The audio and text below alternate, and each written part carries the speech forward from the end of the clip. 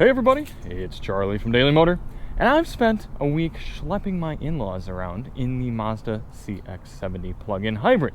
And a few months before this, I spent over a week schlepping my friends around in the Mazda CX-90 with the 3.3 turbo.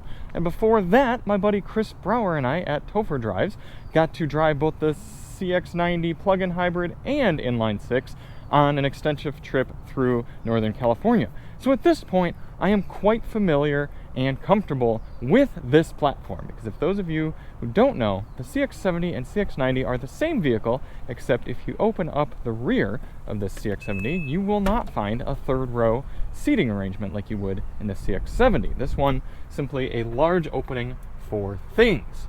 So today I'm going to give you my updated takeaways with the CX-70, now spending time in the real world with the plug-in hybrid. And it'll be interesting to see how they align more or less with the CX-90's video, because I haven't gone back and rewatched it, but I think I do remember some of the things that have bothered me from that car that carry over to this one.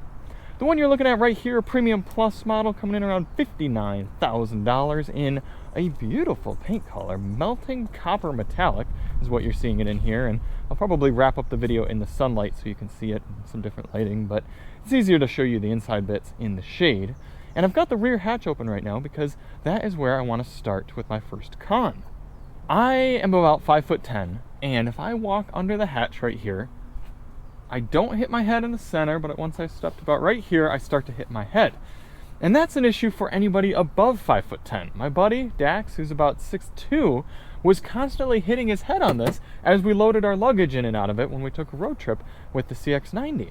And I've made note of that as I've reviewed a lot of other crossovers, a sort of mid-size crossover-y class, and I don't know if it's the overall height of the vehicle or if it's the way that the hatch opens or what the deal is, but something about this is too low, and you can push it up further, and now it's out of the way, but it won't power itself up further. And I've tried the different recalibration modes. For some reason, it's always in the way, so that's a bit frustrating to me. My next con comes into the interior layout in general. Now, this was a bigger issue when it came to the CX-90, as that's a 3-row vehicle and presumably being used for families. However, it extends to the CX-70 as well, because I've been driving around in this vehicle with 4 adults for most of this week. Now, fortunately, they haven't been any road trip style drives. We haven't been in here for super long periods of time, but I've had my wife in the passenger seat. She has a phone, she has sunglasses, we've often got bottles of water, maybe a snack or two with us, and if my phone is up here on the wireless device charger, she has nowhere to put her phone, because these cup holders are a little too narrow to put a phone in standing up, a full-size, larger phone like this. You put it in like this, it's constantly rattling back and forth and takes up both cup holders, so you can't put any drinks in there. You can put stuff in here. There is a little bit of space for phones, but that's annoying to have to get in and out of the center console every time you want to use your device. So she's essentially either holding onto her phone or putting it in the door console. There's very limited interior space in this center console area, and a lot of it is wasted. Look at all this dead space, which I'll admit looks really nice. I've liked it with both kind of the wood grain settings. I've liked it with this sort of metallic-y looking plastic, but if this is going to be a utility sort of vehicle carrying people around, you've got to have more space to put things, especially even, again, going back to the center console, look how shallow it is. And I know they've got to stick drive shafts between there and underneath and stuff, but come on. There's got to be a better way to lay out this kind of, put some storage space here, put some bigger wells somewhere in here, make this shifter go somewhere else and give us a storage area. It got frustrating throughout every week that I've had both the CX-90 and the CX-70. Now in the back, it's a little bit less of a big deal for this one because theoretically you're not having as many kids back here, but still not much space. No center console storage, nothing down here, and very limited in the door pockets. So yes, the interior looks great, but not very functional. Most of the cons with the CX-70 and by extension the CX-90 come from the driving experience. And it's a real shame because Mazdas have always excelled at the driving experience. The interiors have been fine, nice, whatever, but they've always been a great car and almost, dare I say, a bargain for their driving. However, they have lost that focus when it comes to this next generation of vehicles. I've never particularly cared about the cared for the CX-50 in the way it drives, but the CX-90 and the CX-70 take it the next step lower. First of all, we go over these speed bumps often in our videos, and I like going them a little fast so you can sort of hear and I can feel how the vehicle reacts. Look at the steering wheel vibrate when I hit this. It's loud, it echoes through the cabin, and it's upsetting for me as well. It's a very aggressive bump. But my first con actually comes in under the transmission. The hybrid powertrain still works through the transmission, so even when it's running on electric mode, you feel it shifting. So whether you're in gasoline or electric, you're feeling the vehicle shift in a way that's unacceptable for a car that starts to cost about $60,000 fully tilted. If you were someone who's used to driving a BMW or a Mercedes or a Lexus, or gosh, even most Toyota hybrids, you're used to not even feeling your car shift. And with the Mazda 6 speeds that we had before this, that was the same. Yeah, it might not have been the most efficient powertrain out there, but it was a very smooth and virtually imperceptible shifting experience. Here with this 8-speed, you're feeling it shift out of first and second and third, and you don't get the reprieve from that even when driving as an electric vehicle, because you're still having to feel those shifts and hear the transmission working even when you're in EV mode. Next, I don't know why I didn't just stay on this point when we were going over the speed bumps, but the ride quality in this car is remarkably poor for a vehicle that costs $60,000.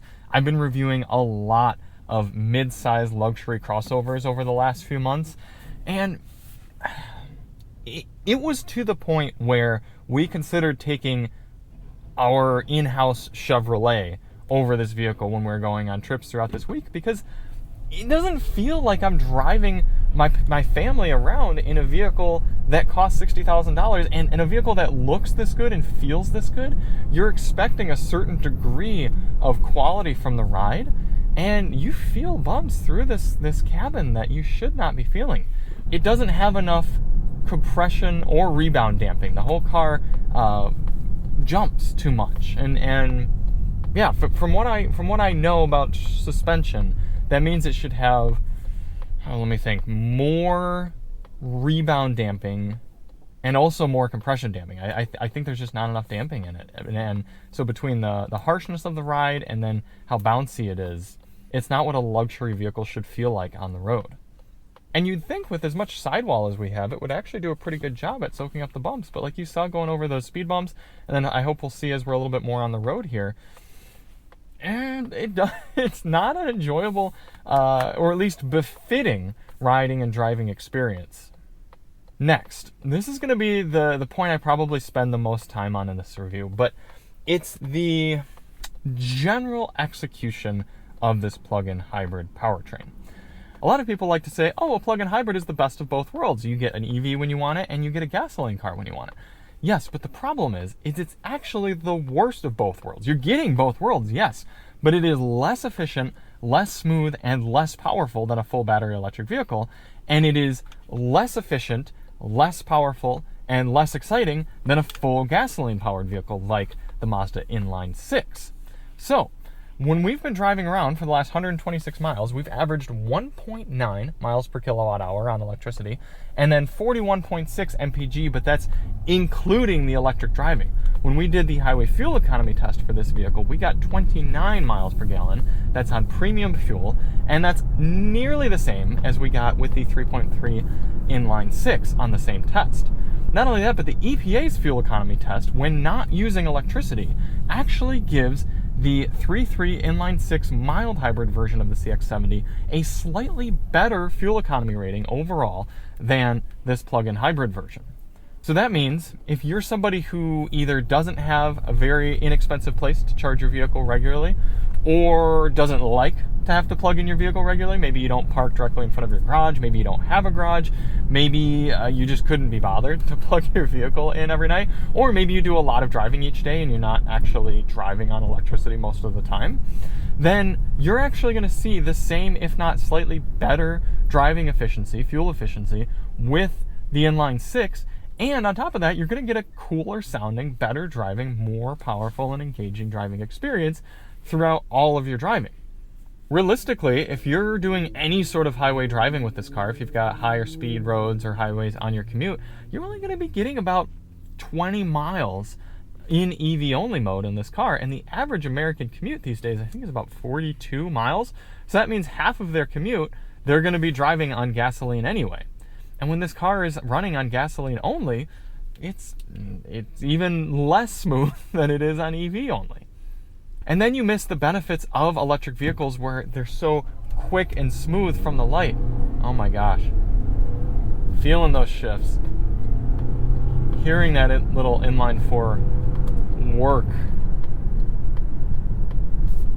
If we were in something like a Kia EV9, I would have been able to rocket away from that stoplight, have it never shift once, be very, very smooth and quiet through the entire acceleration process. Instead, I'm driving a $60,000 borderline luxury vehicle when it comes to price and features and interior quality, but then I'm hearing this coarse motor sing the song of its people and feeling every shift. That's not what buyers in this type of vehicle want to experience. Then, for those of you who are a little bit more EV nerds, such as myself, you're going to be disappointed that this plug-in hybrid powertrain doesn't have any sort of EV hold mode. What I mean is that you can either get in, charge the battery all the way up, and drive it, and it'll prioritize the battery for all driving situations unless you floor it, and it'll drain the battery down, and then once it's fully depleted, you'll run as a standard hybrid electric vehicle. Or you can run it in EV charge mode, which works the engine harder and minimizes electric assistance in order to actually charge the battery back up. But most plug-in hybrid vehicles, like you get from Toyota or Hyundai, Kia, etc., they'll have an option where it will just operate like a normal hybrid vehicle, like a standard hybrid, not a plug-in hybrid, and it'll therefore kind of eat into maybe about a kilowatt hour or so of the battery to help it out in the right sort of driving situations. And then as you're braking or maybe just cruising steady state when it's more efficient for the engine, it'll slowly recharge that battery so it can use electricity again in the most optimal sort of scenarios. This engine, you're either in charge mode and hearing it work hard and not really take advantage of electrical help, or you're running it as a borderline EV, and again, an EV that doesn't make very much power. I don't understand, and maybe it was just a rush development or something, I don't know, but I would want to have that extra drive mode because there are situations with a plug-in hybrid that only has 20 to 25 miles like this where it would be better for me to be running as a hybrid vehicle. I don't need to be charging the battery, but just run as a normal battery electric hybrid. And then once I get into slower speed driving or around town or something, then let me use just my EV only. I suspect that Mazda had a similar philosophy to Chrysler with their Pacifica hybrid, where they figured, hey, the type of people who are buying this car aren't necessarily EV nerds. They're just standard drivers. They just want to get in, use their vehicle as an electric car until it's gone, and then they just want to use it as a normal gas car. I understand that theory, but it's not hard to also give us an EV hold mode when you're already giving us an EV battery charge mode right here. Just give us an extra mode to click through. The fact that Mazda is working with Toyota for the CX-50 hybrid gives me a lot more hope, because overall their execution of this powertrain, it's not a great gas motor setup, and it's not a great electric motor setup. So just pay somebody who knows what they're doing better for the powertrains and give us that. Because at this point, I would just recommend the inline six. At least that is a genuinely good motor. For our first pro, we're back static and looking at this infotainment display. It's a large display built nicely into the dash up top. It supports both wireless Apple CarPlay and Android Auto, and it's controlled through this center rotary knob, although you can use the touchscreen for CarPlay and Android Auto. So that means that as I've been driving around this week and I'm having conversations with my family and we're navigating places, I can subtly make adjustments to the screen and check things about the vehicle or change navigation without taking my eyes off the road for extended periods of time, moving myself up the touchscreen.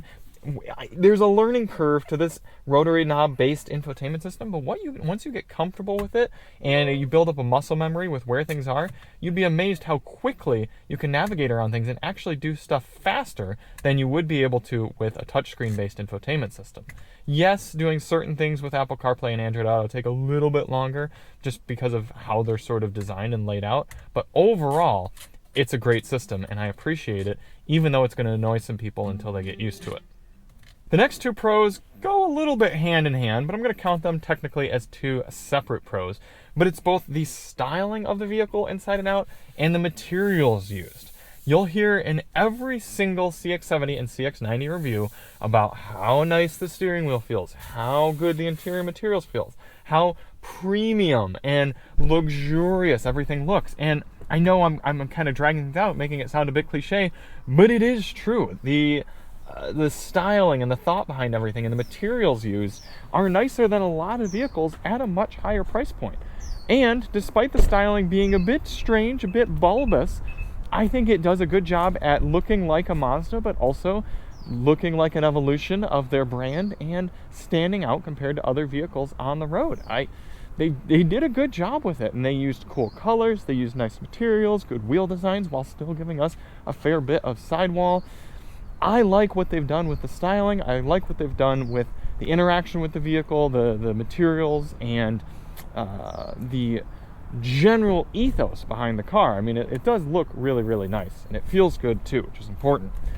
To me, everything you interact with and touch regularly while you use the vehicle should feel good, and Mazda did that. They've got good feeling blinkers, they've got a good feeling shifter with leather on it, leather steering wheel, soft spots for your elbows to go. Very well thought out in that humanistic sort of sense. Taking that the next step, I've really appreciated the buttons inside this car.